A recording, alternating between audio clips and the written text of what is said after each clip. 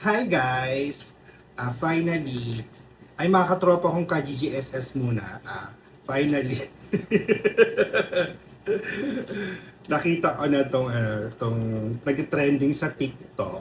Yan. Itong Dubai Chowi Choco. Yeah, masarap. Hindi ko alam kung masarap to. Pero grabe siya. Napakamahal na ito. Parang ito, dalawa na sa 490, no? Ikaw bumili. Ay, ako bumili nga sa The Block. Actually, 490 to dalawa. Mahal, di ba? Parang pumapatak magkano isa. Yun. Kasama ko to si Madam. O, may tsura.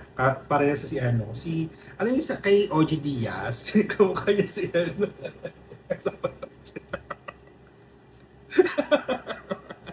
Ay guys, titikman natin guys tong Dubai Chewy Choco. Yan. Yan. So, guys, Ewan ko lang kung masarap to. Yan guys, tsuro. Sa kanya isa, sa akin yung isa. Hatiin natin guys. Kung masarap siya. Kaya pala mahal kasi nga may gold sa ibabaw. Tingnan nyo naman, may gold. May gold. Yan. So, gayahin mo dapat si Bia Bores eh. Ang hirap-hirap pag gayahin yun. Yan. Hatiin natin. Ito may tsura isa. Sabi niya. Excited na. Excited na. Gusto na lumapang. Hatiin na natin guys ha.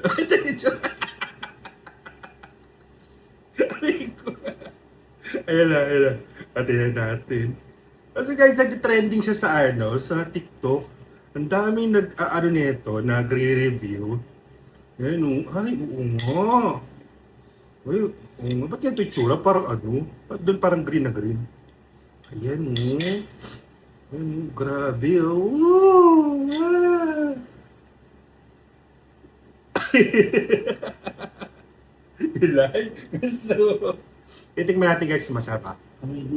At taste test, amoy daw ng mga natin. Amoy chocolate, amoy parang Milo.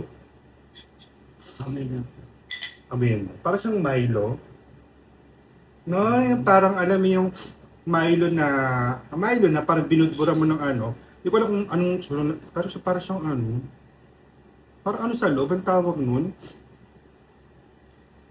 Ano to? Pating kung masarap guys ha.